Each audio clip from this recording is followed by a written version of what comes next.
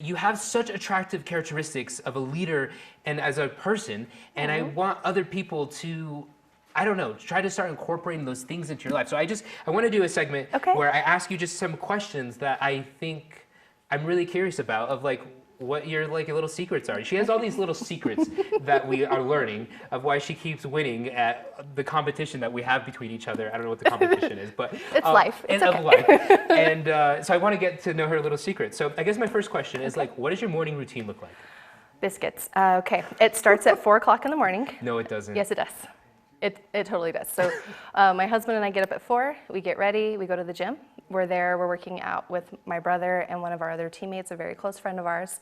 We work out for about an hour. We go home, we get ready. I get my girls up, get them ready for school.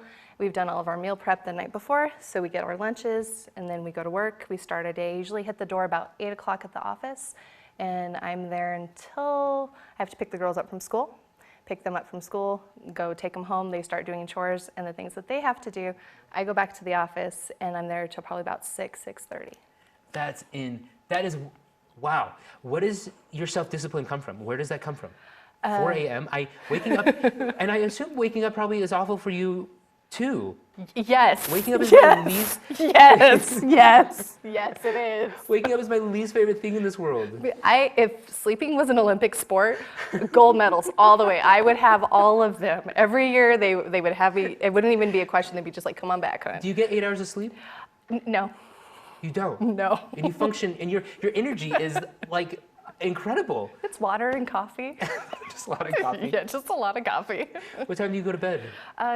Funny, because you're up at 4, you get really tired. So between 8 and 9, That is pretty early. Yeah. I go to bed at like 11, so that's a little bit harder. But maybe I should go to bed earlier. You go to bed earlier, but if you're getting up earlier, it's a lot easier to go to bed early.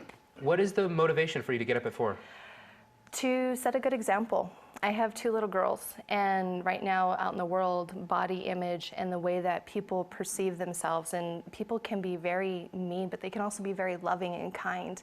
And I want to set a good example. I want them to show it's okay to be healthy, it's okay to be strong, it's okay to be powerful. And that's one of the best ways I can do that, by being fit, by being active. So I'm just trying to set a good example. They are my motivation. I think that is one of the best answers that I've heard. I think that so many of us think of like waking up or like working out, whatever, for ourselves. It's me. And I've learned, and like I say this all the time with our show, it's like, I don't love myself enough. I know my like ego seems huge because I have a show called the Colt Balok Show. I don't love myself enough to go through all of the stress of a TV show for myself. But it's like for other people. And so like maybe that's my mindset shift that I need to have for getting up, is that you're doing it as a role model for your little girls. And that's what's motivating, not because of you, but because you want to help them. And that is awesome. Yeah. That seriously, I really appreciate that answer. I'm going to give that a try tomorrow morning and see how that goes. I'll text you, be like, are you awake? Wake up, let's get up, go, get it. Because you go to the gym too. I do. I go to the end of the day, and sometimes I'm just really exhausted, but I should try It starts your day off right. You Yeah. get the good endorphins going. I have a friend, Kevin, who he wakes up at 4, goes run, and he said, you know, waking up is my least favorite thing, and then my second least favorite thing is working out. And so if I can do those first two things in the morning, the rest of the day will be, there's nothing that can stop me because I've already done the 2 least favorite things of the day. Eat the frog. Eat the frog. Eat the frog. I've never heard that expression before. You've never read the book Eat the Frog? No. Okay, I'll have to get you that one too. Eat the frog. I'm excited for that. Yes, it just talks about the thing that you want to do the least and you dislike the most, do that first. You do that in your work? Eat the frog. Yes. That's phenomenal. I'm going to take that principle. Is it an actual book? It is an actual book. Yeah, I'm totally going to take that, and because I think that's a phenomenal piece of advice from you, so thank you for that. Of course. If you had the world's attention for 10 seconds, what would you say? Love and laugh more. Love and laugh more. We don't love enough and we don't laugh enough. Everyone's so serious. Nobody's going to get out of this alive. That's a guarantee, okay? You're guaranteed you're going to be born, guaranteed you got to pay taxes, and then guaranteed you're going to die.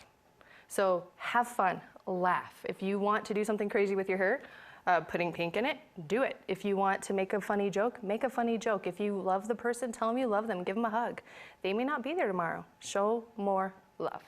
I love that. You know, we had the creator of MacGyver on our show. No way. And he was talking about he was talking about how MacGyver became such a world phenomenon, and he said because of 2 that MacGyver solved problems with humor and humility. And he said in every situation he would have humor into it. And in, like the Lee, the creator of MacGyver, you know, was saying that that's what people should do in every situation with every problem is apply humor and humility to it, and it will make it so much better. So I love that. That was phenomenal.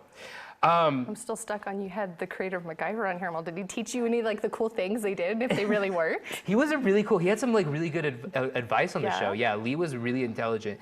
He had like how to get his. He talked about how he had to write all of these scripts for MacGyver in such pressured time, and he actually started doing like these puzzles and building these townhouses.